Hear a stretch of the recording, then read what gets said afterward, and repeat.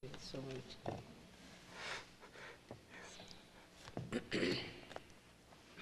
If you find anything missing, you can come back here and see.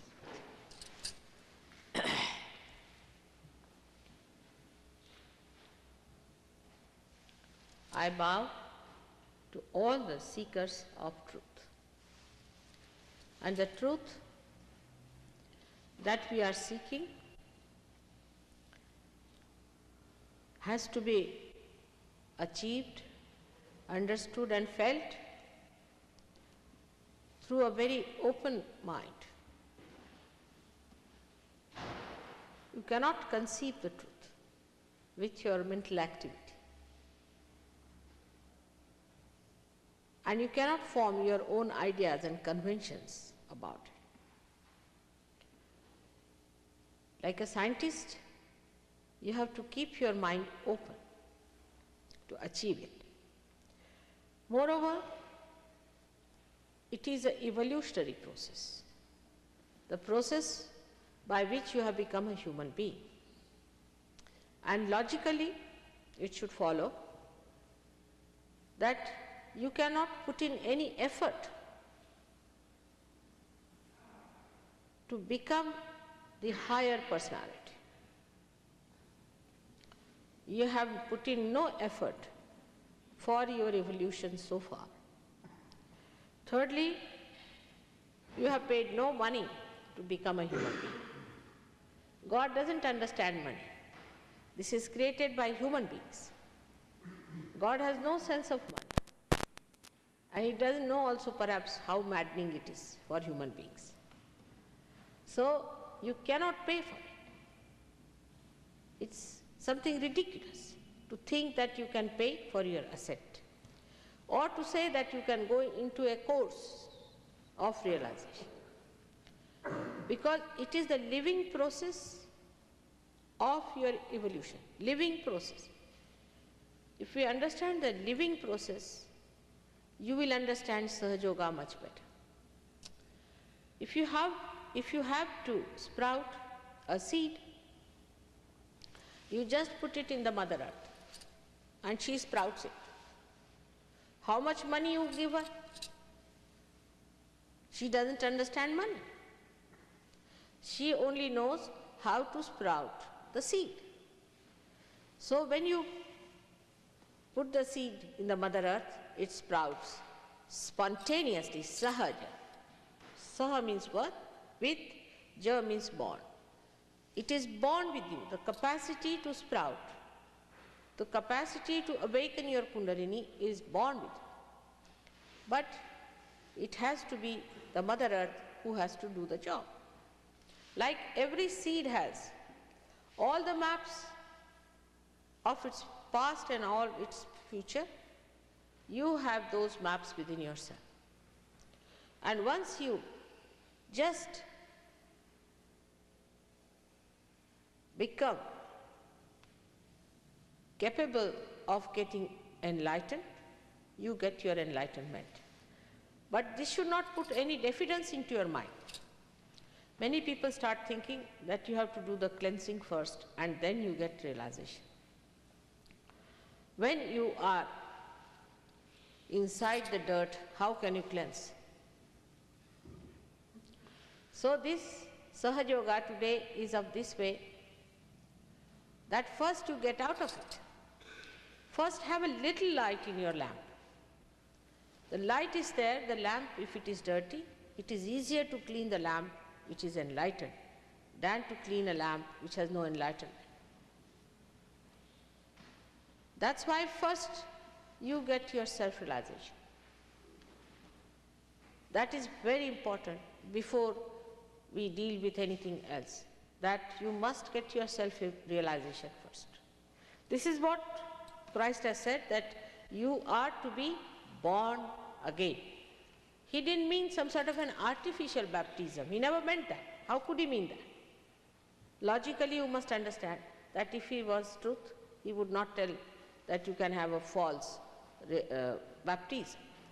But what he has said, that by the Spirit, your spirit will be awakened. Means a person who has got his spirit enlightened can enlighten. A light or a candle which is already enlightened can enlighten another light. But what has it done? Nothing. It had the light, the other one was ready, so the light passed from one to another. There is no obligation, there is no greatness about it, there is nothing special done. So, as far as you are concerned, you are all ready today to have your realization.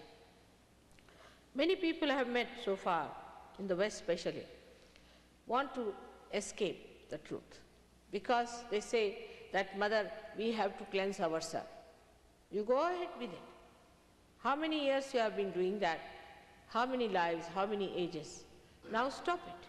It's finished now. Better have your enlightenment and then see how you can very nicely clean yourself and see what's wrong with you. Moreover, it is very difficult to tell anyone, even if you see the dirt in a person, that this is dirty. It's better that supposing there's something wrong with this shawl, I better take it out and see for myself what's wrong with it, and I cleanse it. In the same way, you have to get out of yourself, to see for yourself what's wrong with you. And that is how it will be much easier for you to clean if you know how to clean yourself. So you become the person who is the Spirit. The Spirit sees the defects in you, and the Spirit guides you and cleanses you completely. There is no more guide needed or no guru is needed. You become your own guru. Now, so many kinds of people have come to sell their goods in the market. You cannot sell God. And the one who lives on your earnings is a parasite. He cannot be a holy person or a saintly person. Christ did not take any money from people, did he? He was born as a carpenter's son, and he worked as a carpenter's son. But what is the purpose of his advent? Or what is the purpose of my coming to Boston is this, that we all deserve this higher state, is all your own, it is your right. I should say I am like a banker and I have to cash your checks.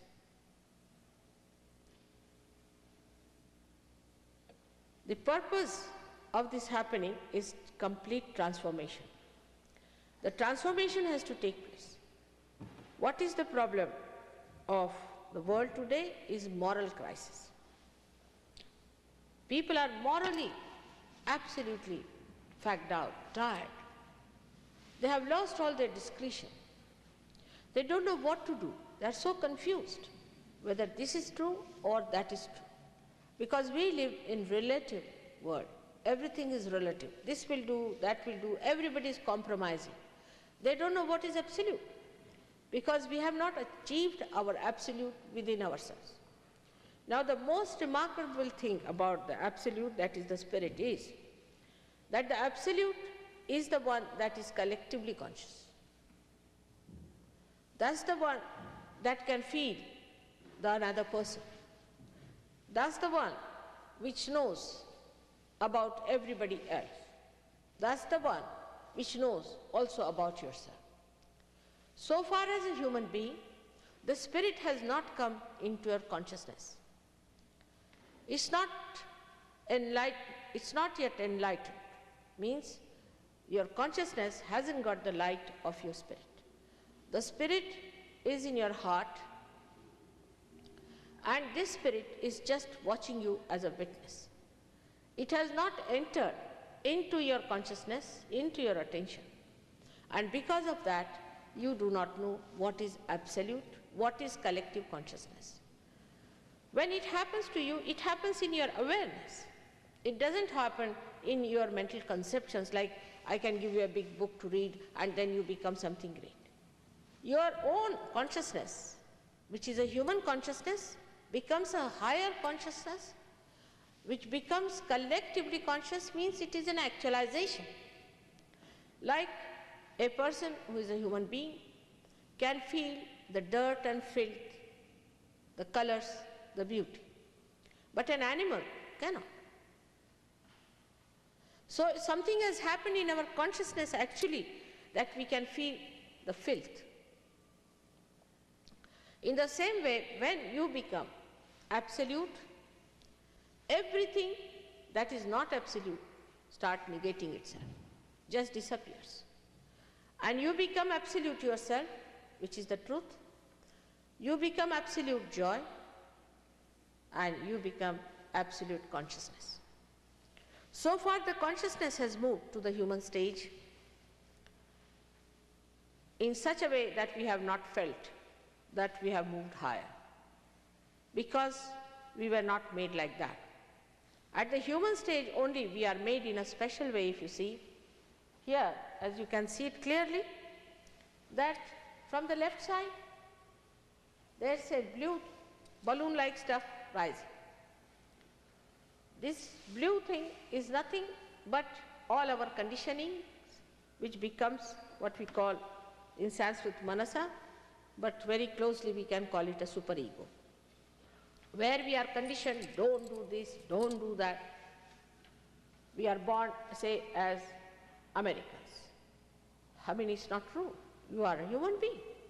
God never created America. It is we have created America, England, these things. He just created a one beautiful world. So then you are Americans. Identification starts like that. Then you go ahead and you think we are Christians or Hindus or Muslims. Then you go ahead with that, and all misidentifications start accumulating within us, and all of them form an artificial thing called a superego in your head. All the conditionings, all the positions, all the obsessions, all sorts of things that you gather in many lives can be there, called as superego.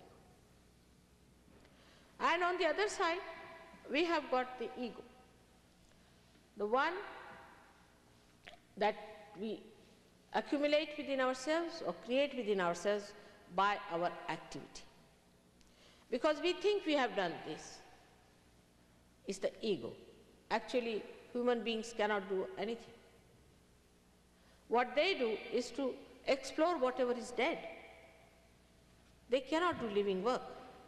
They cannot transform one flower into fruit, even one flower into fruit. All this living work is done by someone. We do not think how we are created, how this beautiful human being is created. We haven't got humility to understand that this something great has happened to us, that there is some sort of a force, some living force, some very kindly, loving force that has done this. We never even felt how we were created like that. Without any pains, we are created as human beings. And this great living work that is happening within us, who has done this living work? How it has come? We have never felt that all-pervading power of God that is doing all these things. Not only that, but it sorts out things. It's such a beautiful mechanism. Like a mango tree will give you mangoes. If it's an ananas tree, it will give you ananas. Like that, you have all kinds of different sorting out to such an extent. Your child will look like you. Who does all this sorting out? All this power that does all the living work, the scientists also have not turned their faces. They are honest, but they are not so educated. They are not so well informed. And their seeking is very limited because their brains are limited, their mental capacity is limited. If they have to go further, they have to become higher personalities to be able to see how we are created, how do we exist, and how this living force acts. Now, for us, as we take everything for granted, we do not even think about it, is a good thing. Otherwise, we might go mad, thinking that we do not know about the power that does the living work. So, we have an idea that we do this work and that work. What do we do? Supposing a tree is dead, we make this floor, church, this, that, all stones. It's dead from the dead. We have just changed the forms from dead to dead. What special thing have we done? And when we start thinking that we have done something, that is how we develop an ego. Like people going in a plane were told not to take too much luggage in a village. And they thought it's better to reduce the weight of the plane. So they put the weight on their heads, sitting in the plane. In the same way, we are putting the weight on our heads, thinking that we are doing this job, that job. The one who has created you, the one who has made you a human being, is going to make you high. Why do you take the load upon yourself? That's why Mr. Ego sits on your head like a heavy weight. I have to do this, I have to do that, without understanding the plan of the divine. That's how we have ego and superego sitting on our head, and we start feeling that we are something great. Now this happening has taken place within us because we are human beings. A dog doesn't have responsibilities as such. Whatever he does through his responses, through his superego. But human being has developed the ego, and because of that, his brain is closed now. He is like an egg. Now this egg has been specially made to become the bird. And that transformation has to take place, which is all built in within you. You have all these powers within you. It has to just to be clicked. And the warmth of the love of the divine has to work it out so that you become the bird of complete, absolute freedom. This is what Christ wanted to inform us by his resurrection. And when we have Easter, you know that we have eggs.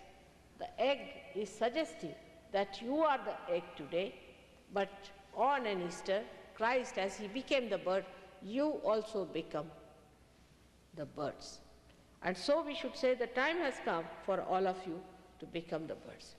But it is impossible for human beings, because they are such made, I don't know how, especially in the West, to understand that there could be somebody who is genuinely interested in the well-being of others.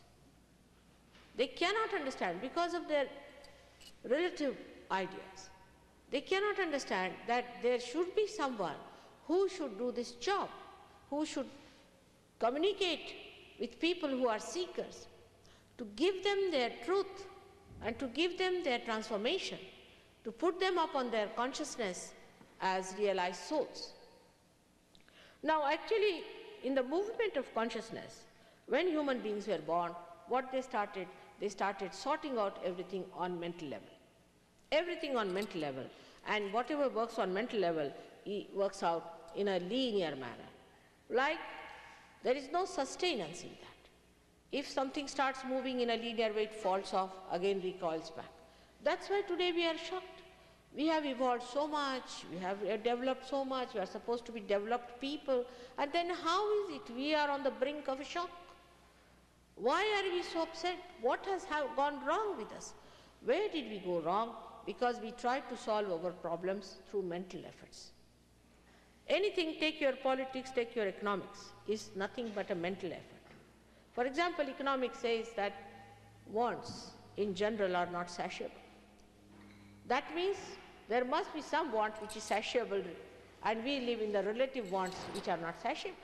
Now what is that want which is absolute, which will satisfy us? And that want is represented here as this triangular.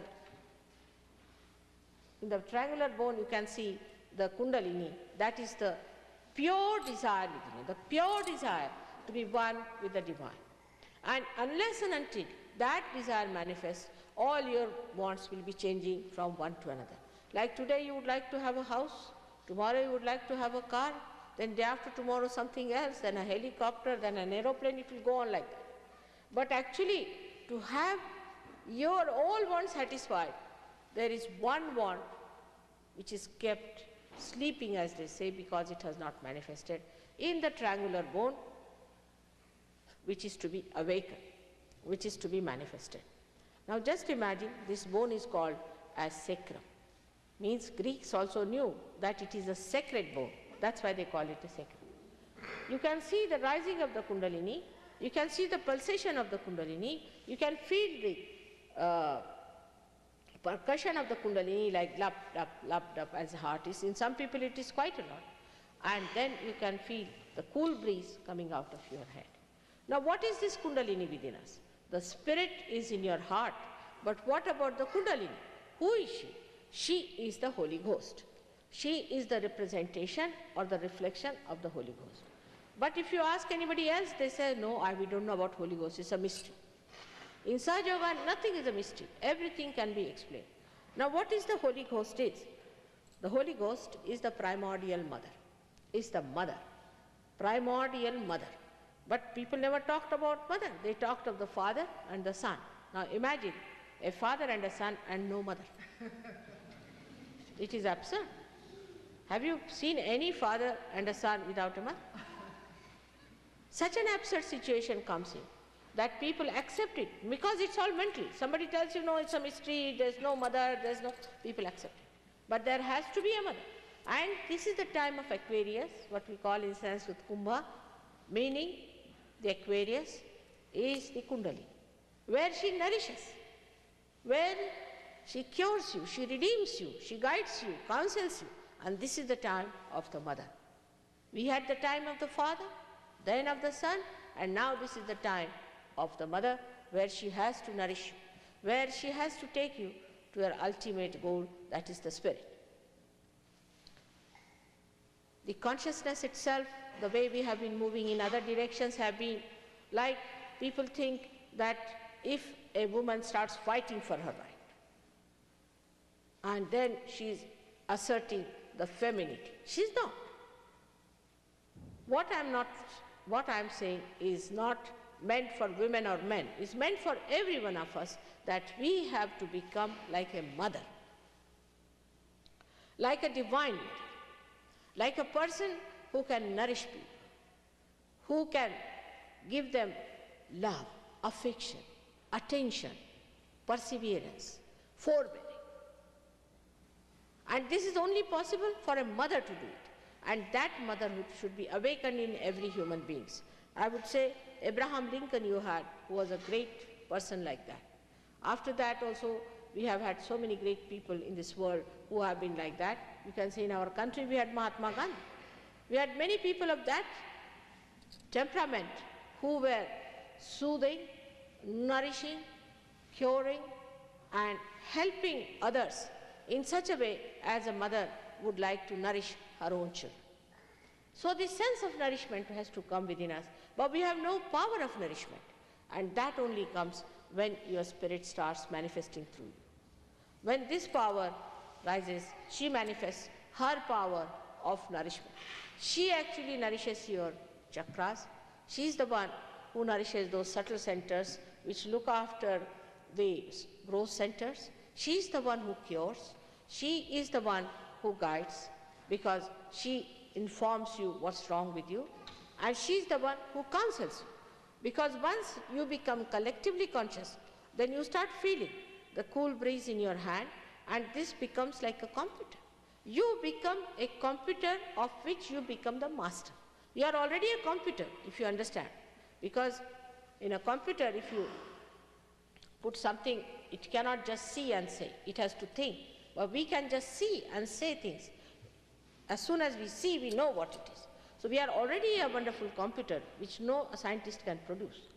But we become even conscious of that computer and become master of that computer, so that we know everything about whatever is not known to us, unknown. All absolute problems can be asked, and we can find out what's wrong with us.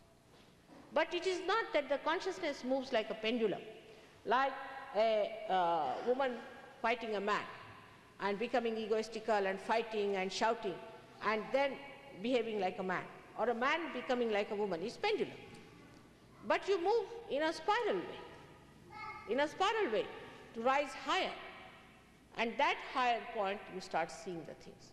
Like a spring has a spiral you have seen, and it has a sustenance in it. It's not linear. When the spring loses its sustenance, it becomes linear. Like in the peptones, you see, in the pancreas, are all spiral limit. And human beings, though they have created so many peptones, with all kinds of amino acids and all that put into it, they are not even 5% equal to what natural peptones we have. But we make them linear by our wrongdoings, and then the peptones become linear and they lose their biological effects because they become lifeless. In the same way, our ascent takes place in a spiral way and rises higher than one where it is. It doesn't move like a pendulum, a man becoming a woman becoming like a man. But what happens, you develop a higher consciousness. In that higher consciousness, you start understanding that now you have become the light. Now what is the light? Till you have to make the light, you work hard, you put it right, but once it is made the light, you put it on top, so it guides. Then it becomes the guru, it becomes the guiding factor, it becomes everything. That's how you become. So we have got the left side of desire and the right side of action. These left side and right side of action can be compared with the brake and the accelerator in a car, to understand it on a very gross example. And what happens that when we start learning how to drive, we get into the car, we use both these powers. Try to balance ourselves first of all. Balance the car is very important. And when we have learnt how to use these two forces, then we think we have become drivers. At that time, we do it automatically. We don't think about it. That's what happens to you, that first when Kundalini rises above this center, you become thoughtlessly aware. That means there is no thought, but you are completely aware and alert. And when this rises from here, here is the seat of the spirit, though the seat resides in human beings in the heart. When it touches the seat of the spirit, then the master who is sitting at the back seat, watching you, you become the master, and you start watching these two forces within you, how it is acting, and also the drive within you, and you become the master. This is the second stage into which you arrive. Now, when we become thoughtlessly aware, what happens is that a thought rises and falls off, another thought rises and falls off. And in the center of the two thoughts is little area. Now, these thoughts may rise from the future or from the past. And the central part is the present. So when the Kundalini rises, what happens? You become stationed in the present where there is no thought. If I say you stand on the present, you cannot do it, because you are on the future or on the past, because of your thoughts.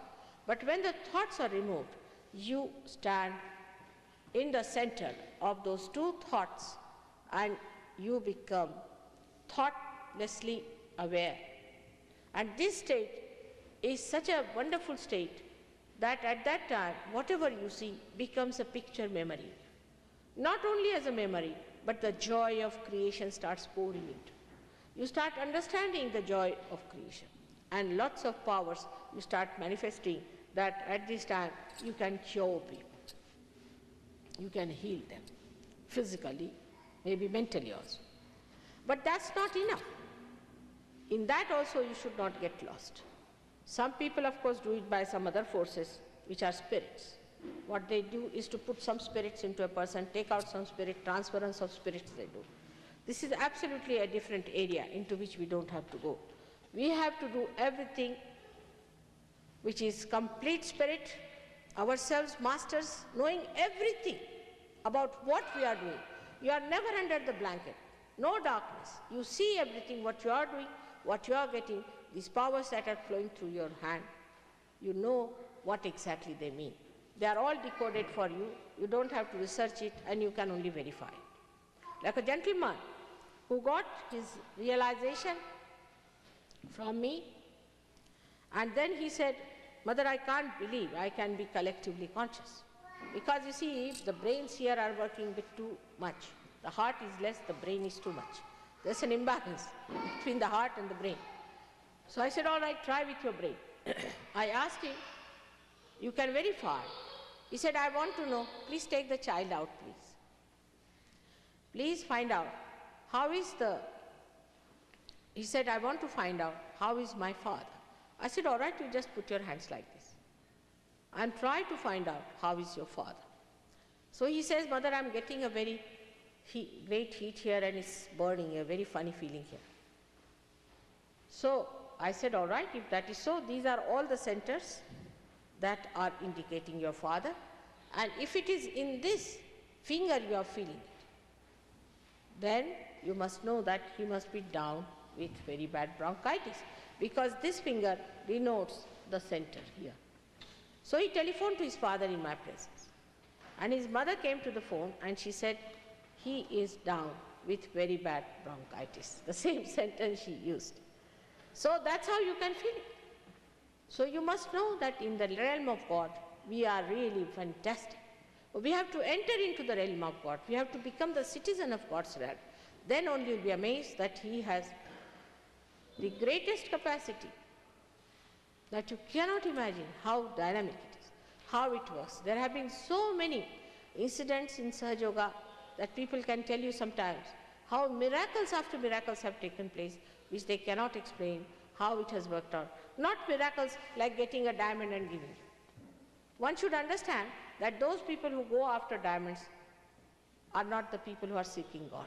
They want diamonds, they can get it in the market. Some people who start jumping, they think they have become godly. How can it be? Are you going to become frogs now? We should understand also logically what is going to happen to us, that we are going to be empowered by a power which we should know how to handle. Otherwise, no use doing all these tricks these days people are doing. Some people start just jumping, some start shouting, screaming, some becoming dogs, some becoming like a lion. You are not to go to your subconscious now, because God has placed you so beautifully. Your subconscious is on the left-hand side and your right side is your future. So there is a room kept for you in the center, like you have made a room here, like there is a room there. But the idea of the psychologist here was so confused that some of the Indians maybe have taken a little clue from that, and they have come here to take you down to subconscious, which is the easiest thing to do, is to take down to your subconscious. And that's why they have done. They have mesmerized people, started these cults, and these false gurus have come, and they are just doing nothing but taking you to your subconscious, where you get caught up and possessed by the collective subconscious, and you think you are in the best position because you don't know where you are moving. You have no idea. So the best thing for us is to see what we get ourselves, what we know ourselves. Some people have given 6,000, some people have given 50,000, but for what are you giving money? It is something I can't understand. And I came about 10 years back to your great country, America, and they couldn't understand me when I said you cannot pay money for this. And they threw me out. You see, they wouldn't take me seriously. They said, oh, what are you talking? It's nonsense. How can you do such things without money? So this is what it is. But I think after 10 years of good lashing from these people, they have learnt a lesson now. They are coming round and they have been now kind to me. So you must understand, one has to be humble about it. It's only the ego that makes you think that you can purchase God, that you can organize Him, that you can organize God, organize religion, organize all that is divine. You cannot organize, as I told you, changing of one flower into a fruit. Then it is too much to think that you can organize God. We must humble down within ourselves, and that's how it works out. It works out, it has worked in thousands, and it should work out everywhere. I'm sure in Boston also it should work out. But there are categories and categories of people that I must admit. For example, Steve, I must say, is a special category. He met me only once in Bristol. One program he had come, just all you have to come, and then he came to see me next day. Actually, person to person, he met me only once. And then he said he has to go to Boston. I said, very good idea, go to Boston, and I hope I'll meet you there. And when I came to America 2 years back, he just sent me a telegram. He said, Mother, I'm in Boston, will you come here, we'll have a program. He was occupying a small little room and sweetly invited me there. I said, all right, I'm going to Boston. And people said, Mother, you don't know him very well. I said, I know him very well. I'm going. And I came here, and we had a program in Boston. And today, because of the quality of people who are running it, we have a nice, proper center where now many people can get their realization and settle down. But there are categories of very egoistical people also, of very funny people. Like some people in the church came to hit me with the Bible. You can imagine. In the church they came to hit me with the Bible, no other thing. And all such people are there. But those people who are of that category are the best, who get their realization in no time and settle down. Some people have physical problems, and that's why also they cannot get realization. But the people who have been to false gurus and have bent their heads before them also are very difficult. They have to little bit patience with them, first of all, to neutralize the effects of this falsehood, and then they get realization. But some of them, I was amazed the other day in Toronto, I gave realization to some people who have been to those gurus, and they just threw away everything because they had reached right conclusion that they have not found the truth. They had not found the truth, and they had just thrown away everything apart, and they got their realization too. So we have people and people. We have people who coming to Sahaja Yoga also, after that they become very violent, very hot-tempered. They are not so well organized, and you find that their temperament doesn't look like a realized soul. But all kinds of people come to Sahaja Yoga. And the negative people will always see the people who are at a lower end and see them and start criticizing, or look at him, he's a Sahaja Yogi. Sahaja Yogi is a person who has achieved a balance in life. A person who has achieved the mastery over Kundalini. The one who has all the knowledge how to raise the Kundalini and how to give realization. Sahaja Yogi is not every Tom, Dick and Harry. This one should understand, but everybody comes to Sahaja Yoga, everybody is allowed to come. We have all kinds of people, all types of people. But the Sahaja Yogis are a special category who mature, like a seed which is just sprouted, has to be looked after very tenderly, carefully, respectfully, and then it grows into a big tree, and when it becomes the tree, nobody has to be told. You don't have to tell them by oath that this is a tree. Everyone knows this is a tree. So this is how it works out. Those people are positive about it, get it into their heads first of all, and then into their hearts. I am sure it will work out even here, and there are so many people here, it should work out with all of you. I didn't know that the program is only for 2 days. In any case, 2 days I'll be here, that is today and tomorrow. In this short time, whatever is possible, I'll try to cover. But the knowledge is like an ocean. But you become the knowledge itself, which I'll tell you how you become the knowledge. And you don't have to listen to too many lectures to understand me. But as far as I'm concerned, I've been lecturing and lecturing for the last 10 years. And in London, if you see, there are thousands of lectures of mine, which you can see for yourself. This happens much better in a place where people are not so complicated. Thousands of them can get realization. People who are here I've seen. Thousands of Indian villagers get their realization. But maybe people are much more oppressed by the modern society, modern ideas, maybe that they take little time to grow, but doesn't matter. You are people of great adventure and people of great qualities. You are saintly people, you are men of God, are born in these countries, all over. Even in England I saw so many people who are men of God. And as William Blake has said, that men of God will become prophets and they will have powers to make others prophets. That's what you have to have. So many of you are saints, that's why you are born in such a nice country like America. It's such a highly blessed country. It's such a great, beautiful country. And then you have to make the best out of it. May God bless you.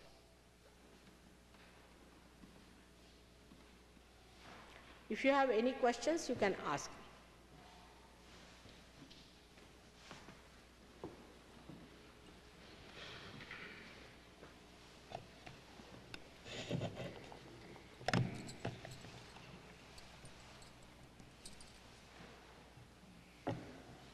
Was that audible?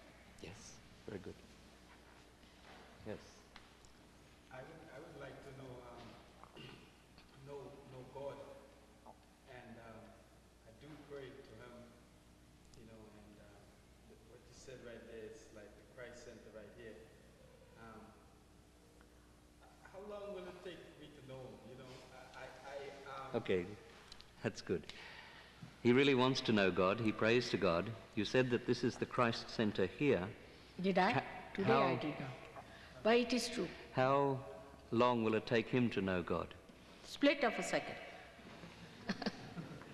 Split of a second. And it will happen in a split of a second, no doubt. But nothing is guaranteed. You see, you cannot say if all the seeds will sprout at the same time, but it is guaranteed that it will, ultimately. All right? There is no time for God. God does not know time.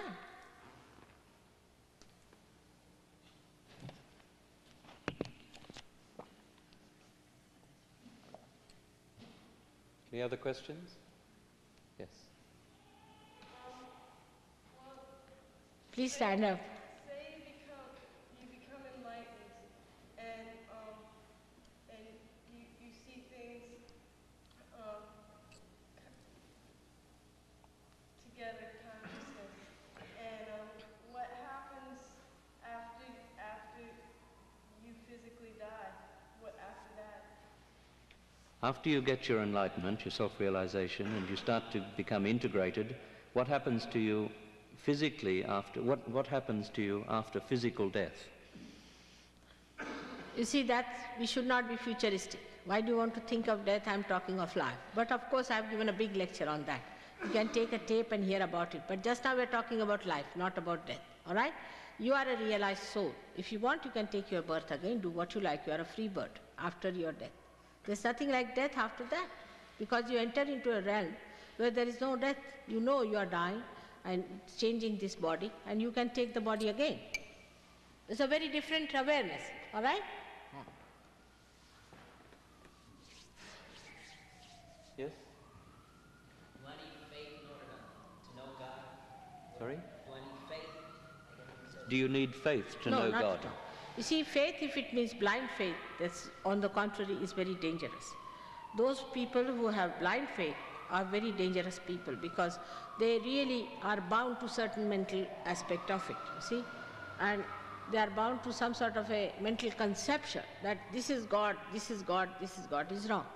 But you must have an open mind. Even if you deny, then it's not proper, because you keep your mind open. It's like sunshine. If you are facing the sunshine, you will be affected by sunshine. But if you hide yourself from sunshine, the sunshine is not going to run after.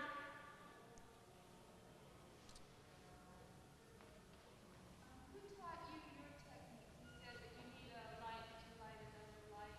Who is your teacher? You better know me when you are enlightened. You see, the thing is, I don't want to talk about myself. The trouble is, Christ just said that he was the Son of God, all right? And they crucified him. That's a fact, he was. But they crucified him, and I don't want to talk about myself till you have your enlightenment. When you have your enlightenment, then you will know about me, all right? You better have your light first, and then you know me. Otherwise, it's difficult. I'm tactful in this lifetime. I don't want to get crucified. If you've had an operation on your lower back, where that kundalini is down there, and it's in pain all the time, can you still have enlightenment? Yes, you can. We'll have to put it right. And so many people have got it even with their back broken realization. First their back is put right and they feel all right. And then they get the kundalini rising. Not difficult. It's a repairing system. It repairs you. But if something is dead in you, supposing you have put some steel sticks into your legs, we can't remove it, you see. That's how. If it is a dead stuff inside, we cannot help you. But if it is a living machinery, it repairs. It just gets repaired. It has to be a living thing inside. Yes. when the Kundalini rises up, does it always maintain a position? Or does it ever go back down?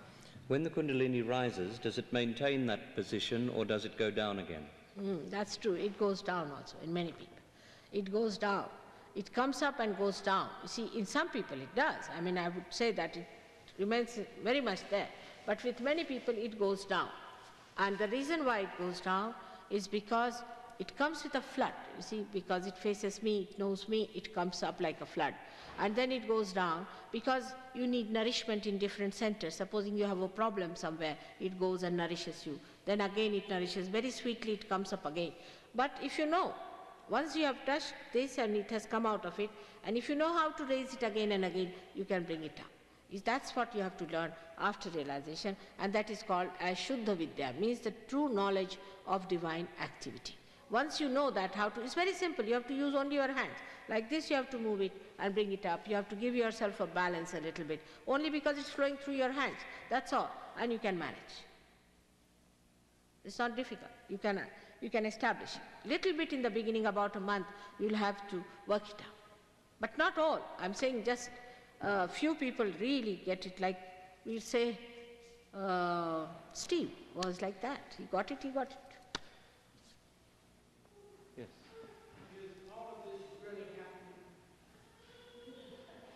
What's his? Is all of this really happening? Yeah.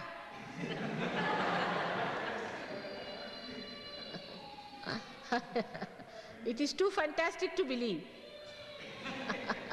It is happening, has to happen sometime. God, who has created this creation, you see, is worried. And He has to look after His creation, isn't it? He is anxious. It has to happen. After all, we are not responsible for this creation. He has created it, so He has to jolly well look after it. It's happening. You can't believe it, isn't it? It will work out. Have faith in yourself. That's all. You must have faith in yourself, in nothing else. Yes. Couple of questions. While doing Sahaja Yoga techniques, which I have been taught, Visions are not all right. You should not see visions. That means you are not normal. You are on the right-hand side. If you are on the right-hand side, you start seeing visions. The other day we had one boy who used to see auras and visions. But he told me his head is heavy all the time. He feels very heavy. And that he doesn't feel all right. And we had to remove that. Because you must see the present, the reality as it is. At the time of Christ, people started seeing visions of Moses. But Christ was there living, they denied. They were thinking of Moses. They had the visions of Moses and Abraham. What about Christ who is living? Now today I am here, now you will think taking visions of Christ. What about me? I am here in the present. So you have to be in the present, not in the future or in the past. But when you see visions, it could be from the past or from the future. Like in India, people see visions, and they have their own visions of the Devis and goddesses and all that. And then they deny everything. They say that, no, how are we to believe in Christ or His mother or anything? But when they come to the present, they understand that they were all there. They are there in the present. Because you become one side. Vision is not a normal thing. It's not very good. And those people who see visions end up into very bad life. Very bad life, because it's not normal. You will know gradually how you see visions also, what happens to you. But after realization, you just come in the center. Yes. In Sahaja Yoga, does the Kundalini go beyond the crown chakra? What is it? In Sahaja Yoga, does the Kundalini go beyond the seventh chakra? Of course. It can go beyond, much beyond. But depends on, see how you are. It has to go. It is for the complete growth of a person. There are 3 centers above that, which you have to cross. There are some people who have crossed it, no doubt. There are some. But you see, they are very assiduous, I should say. Also, they are a category, I should say. There are so many things about them, a quality itself. You can ascend much more. 7th chakra is the beginning. It's just the beginning.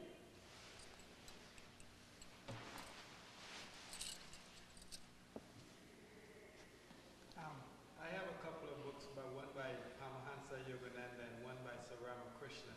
I would like to know if they false prophets. You see, I don't want to talk about personal things, you see, because I don't want to shock you about things. But you yourself will find, all right?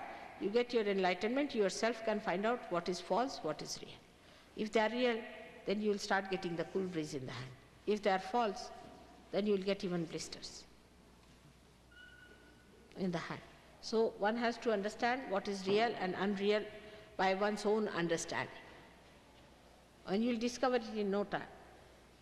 Hatha Yoga is just a wee bit of real Patanjali's Hatha Yoga, and is absolutely wrong because it makes you very one-sided. You become physically attentive, but you are not only a physical being, you are a mental being, you are an emotional being, you are also a spiritual being. So this is just such a wee bit. If you see the book of Patanjali is so great, and in that whole Sahaja Yoga is written, while they have taken only the, just like jogging it is another style of jogging. So should we have now the realization? There's a lady there? Now, that's the last, huh?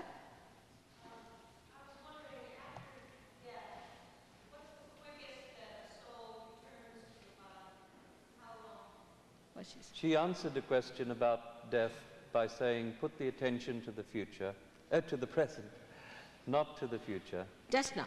It's not important. I'll tell you all about it. It's nothing. What's she saying? I think you come and see me, I'll tell you all about it, all right? Because just now we don't want to spoil the minds of people, all right, with the death and all this nonsense. Just now let us be in the present, all right?